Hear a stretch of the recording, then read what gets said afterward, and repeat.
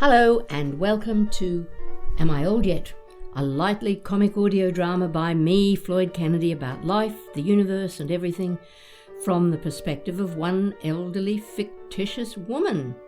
This is an independent, self-funded, advert-free podcast, so if you can spare a small donation to help cover the cost, I'd be so grateful. You can use buymeacoffee.com/amioldYet or patreon.com/amioldYet, and it will help to ensure that I keep going, writing, performing, recording, editing, broadcasting these daft wee episodes into season 4, because this is episode 12 of season 3, and it's the last episode in season 3, and it's called Bringing Up Gran. Helen has been commissioned by her old friend Joey to write her memoir. But for some reason that she's not prepared to tell anyone, she doesn't want it to be published, even though she's already written it and taken the advance. In this episode, her granddaughter Susie has come over to see how Gran is doing.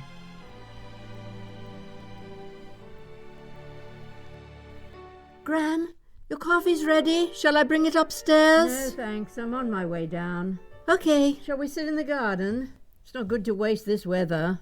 Oh, I agree. Would you like me to bring the biscuit tin? Good thinking, Batman.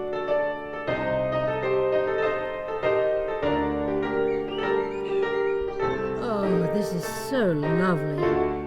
I feel as though I've shed an old skin like a snake. You're looking pretty chilled too. Are you okay? Of course. Why wouldn't I be? Oh, I don't know. You just seemed a bit uptight lately. A bit stressed out. Can you be uptight and stressed out at the same time? Just a thought. Don't you like mixed metaphors? Oh, I love a mixed metaphor. I just never noticed that one before. I'm impressed. Good. So, why don't you tell me what's been stressing you out lately? Wrapping you up so tightly? Especially if you've managed to shed it. Nice. But no. Let's just soak up the sun, such that is. I've missed it so much. Oh, me too. Oh, and the birds. You don't hear birds much in my digs. No, you wouldn't. But you haven't much longer to go, have you? Have you thought about where you'll be staying after your graduation? I'll probably go home to Mum and Dad's for a while, till I get a job. What kind of a job? To be honest, Gran, any job at all. I think I'd like to work in a cafe or drive a bus for a while till I figure out what I'd really like to do next. Good idea. You're not thinking of travelling? Nope, not until the nonsense is over.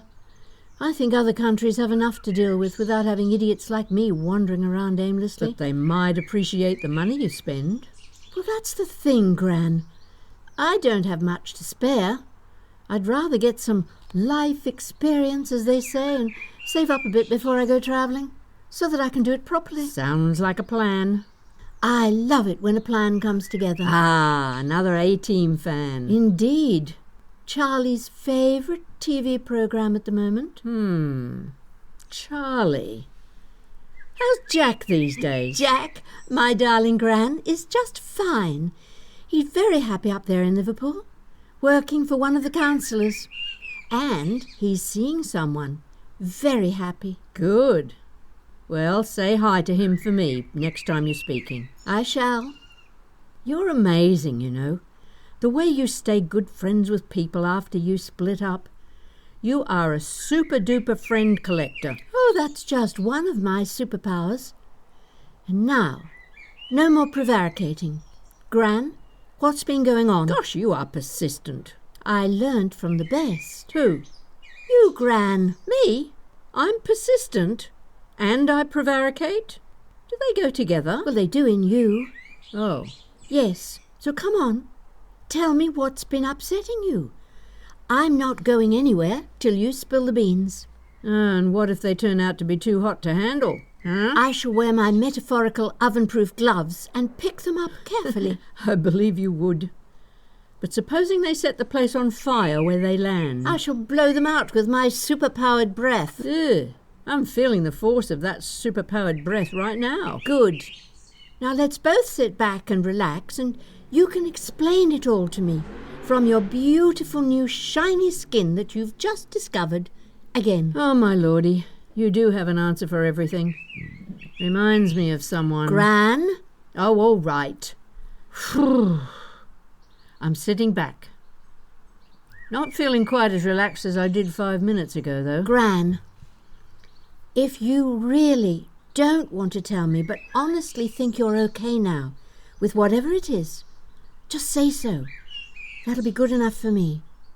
Really. Really? I'm not trying to torture you. I know that, sweetheart. You are trying to help. I really appreciate that. And I also appreciate that I don't have to tell you all the gory details. But I think I shall. Okay, take your time. Soak up a few rays until you're ready.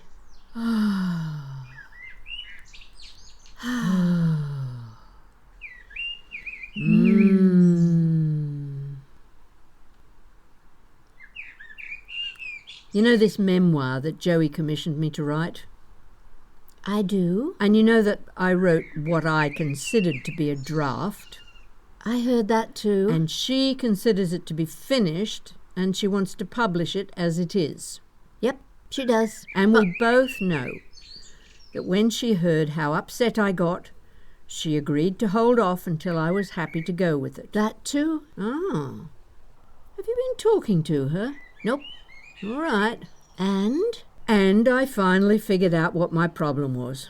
Why I was getting so anxious about having it published when I thought it was a piece of rubbish. Yes? Okay. It's something I hadn't thought about for so long. I'd actually managed to forget it. Something my mother used to say to me.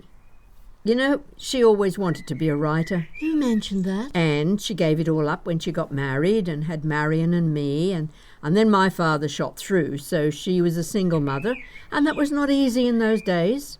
She worked 2 jobs to support us, and she pushed us both pretty hard to get the best education possible. Quite a gal. Indeed she was. Strong woman. But she honestly believed she knew what was best for us, no matter what we might have thought. And whenever I wrote anything, you know, school essays, compositions, stories, she would criticize them so harshly. Even though I got good grades for them, she always insisted I wasn't ever going to be good enough a writer to make a living at it, so I should focus on other things. Oh, Gran, that's awful. It was absolutely devastating for a teenager. But I believed her. She was very convincing. And then when Joey started pushing me, poking me to write fiction or anything long form, anything other than my daft wee poems, I simply could not take her seriously. And as the years went by, I transformed my mother's criticisms into self-criticisms until I actually forgot how it all started. I see. So even though I did enjoy writing the so-called memoir, as Joey said I would, once I got going, I just never thought in a million years it would get to actual publication. And now it has, and your mother's voice is loud and clear. Yes, well, it was. Until I stopped screaming in my head and recognized her voice again. And then I realized I'm all grown up. I do know what I'm doing, sort of. I have my standards, and Joey has hers. And she's not going to publish anything that would ruin the reputation of her long-established publishing house, not even for the sake of friendship. I have to respect her opinion. You do? You're telling me? I am. So who's been speaking to Joey about me? Come on. You cannot tell a lie. You take after me in that as well. It's another one of our superpowers. Yes, it is. Oh, okay. Since you've managed to sort it out for yourself, I will reveal. Joey called Mum, asked her to help you to figure out what was blocking you, what was making you so upset, and she promised that she would respect your final decision. She just wants you to be okay. Wow. And Janie called in the big guns, i.e. you. If you want to look at it like that. I was just the first shot over your bows. What? Who was going to be next? Dad. Ah, yikes. Oh, I'm so glad it never got to that. I love your dad so much, but he's about as tactful as I am. Was I tactful? I didn't know I could be tactful. Oh, I don't know. I'm the last person to know what tact is if it hit me in the chops.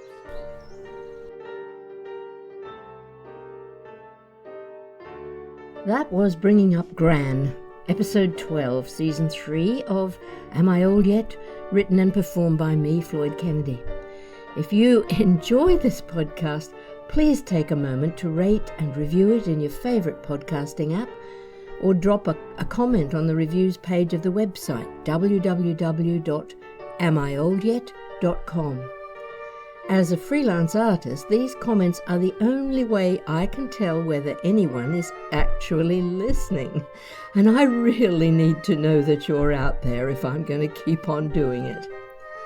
You can also support the podcast and help to cover production costs by means of a small donation at buymeacoffee.com/amiolyet, or by becoming a regular patron on patreon.com/amiolyet.